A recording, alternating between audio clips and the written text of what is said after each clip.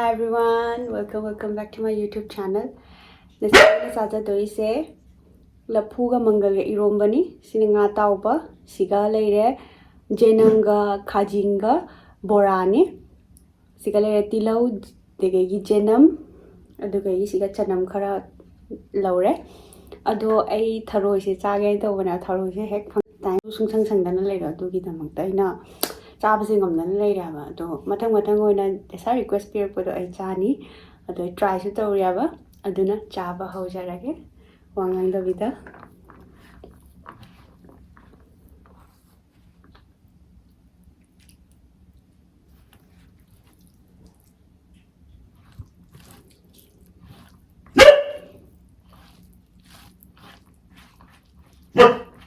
chaba hojar ma'am.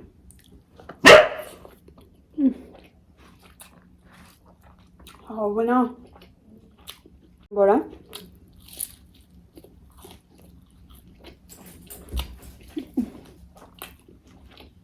What is it?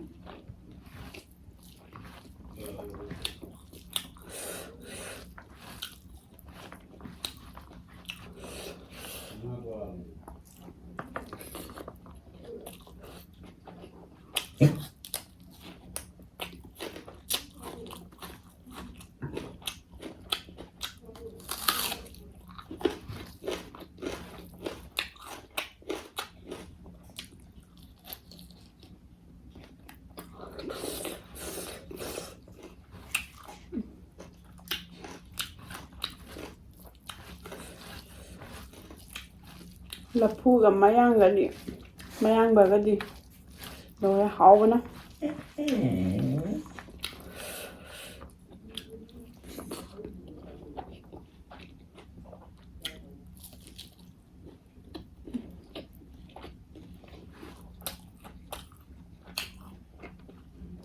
tanam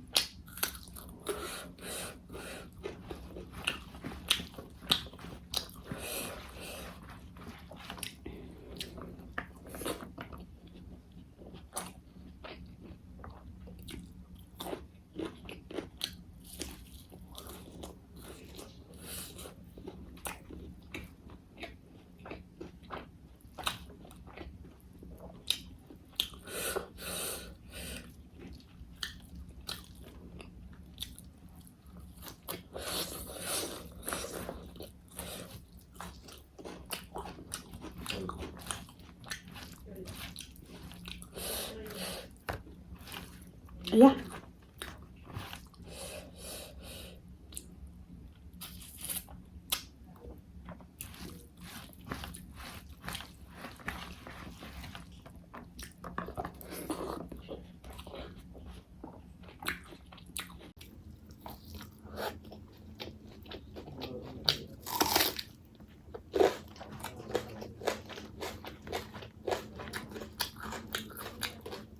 Nga tao bari mo chatarage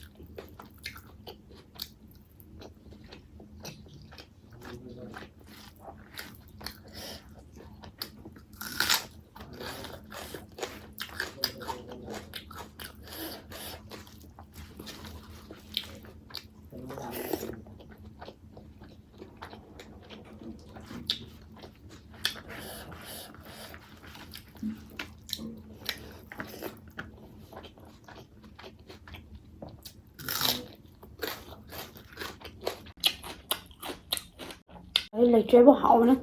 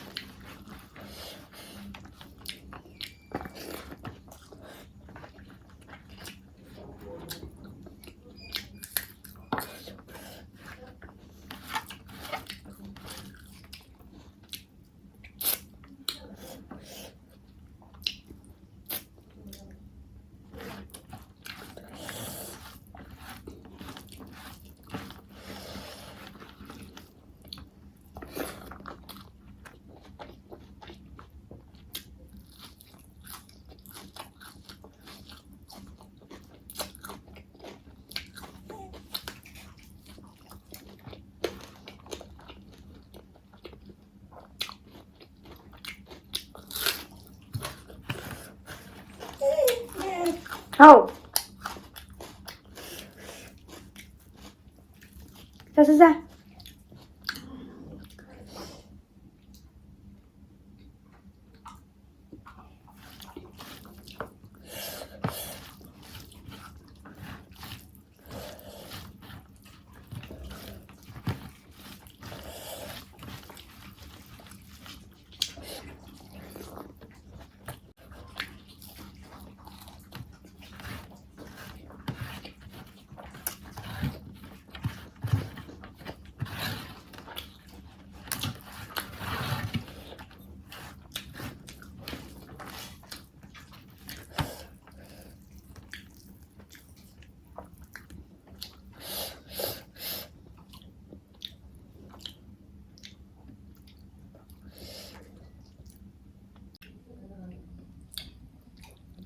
위에 가라 비자기 자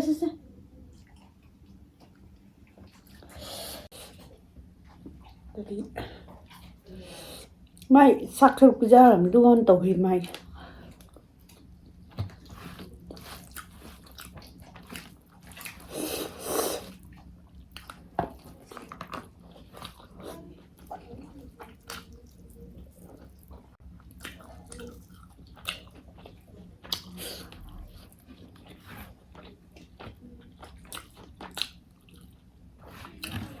Ini net thoro bisa caning mana thoro thoro musa.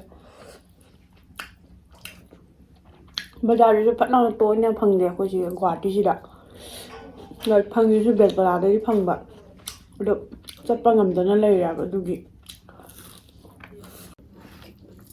No मैं सोई ने चालू नहीं थोड़ा जोंगा अरे साथी ने पंजाबा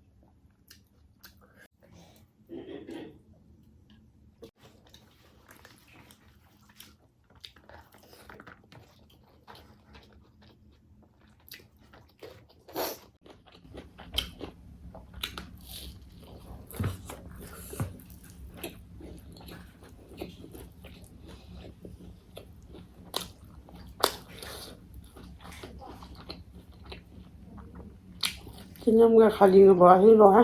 Hao pe. Na này cả tăng đi.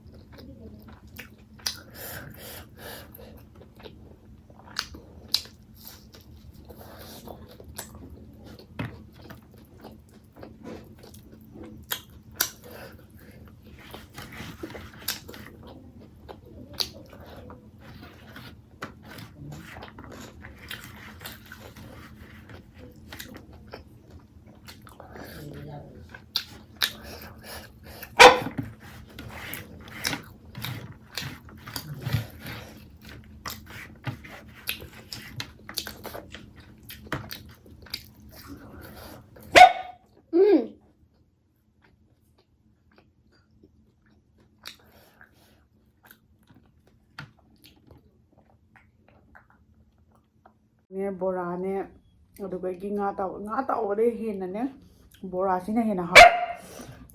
Ở đây, if you like this video, like and subscribe to my channel. Bye bye.